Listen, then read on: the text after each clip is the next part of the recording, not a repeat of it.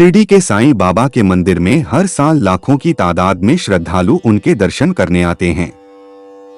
कहते हैं कि बाबा जितने बड़े भक्त थे वे उतने ही विनम्र और सिद्ध महापुरुष भी थे। आज भी लोग उनसे जुड़ी बातों की चर्चा करते हैं जो उन्होंने अपने बुजुर्गों से सुनी हैं। कहा जाता है कि साल 1910 में मुंबई के एक धनी व्यापारी का बेटा बीमार हो गया। उसका काफी इलाज कराने के बाद भी जब वह ठीक नहीं हुआ तो वह उसे साईं बाबा के पास ले गया। मन में यह उम्मीद थी कि शायद इससे कुछ सुधार हो जाए। वह अपने परिवार के साथ शिरडी गया। वहां उसने साईं बाबा को प्रणाम किया और मन ही मन उनसे अपनी पीड़ा कही। बाबा ने भी उसके बेटे की ओर देखा तथा उसे आशीर्वाद दिया। शाम को बालक की स्थिति में काफी सुधार हो गया था। यह देखकर वह परिवार पुनः साईं बाबा के पास गया और उनका आभार जताया। बाबा ने उनसे कहा, सिर्फ परमात्मा ही किसी को जीवन दे सकता है, मेरा क्या सामर्थ्य है। कहा जाता है कि उसके बाद बालक का स्वास्थ्य तेजी से सुधरा तथा प्रसन्न होकर एक दिन उस परिवार ने पुनः घर जाने का फैसला किया। जाने से पहले उनकी इच्छा थी कि एक बार वे साईं बाबा के दर्शन जरूर करें। इसलिए वे उनके स्थान पर गए और उनका आशीर्वाद लेकर घर जाने की अनुमति मांगी।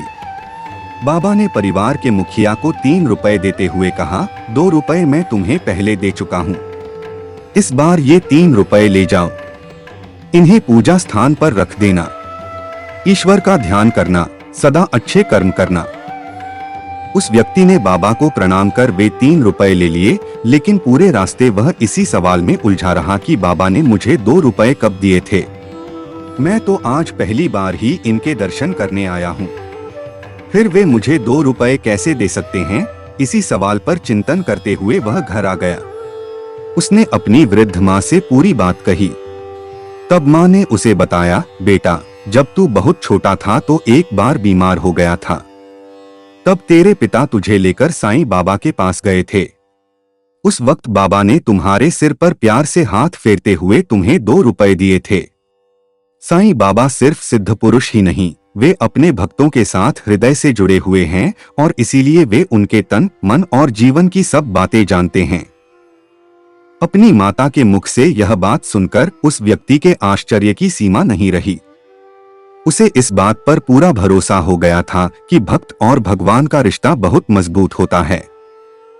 भक्त माया के वशीभूत होकर भगवान को भूल सकता है, लेकिन भगवान उसे कभी नहीं भूलते, विपत्ति में कभी साथ नहीं छोड़ते।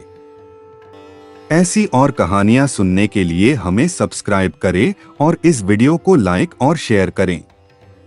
धन्यवाद।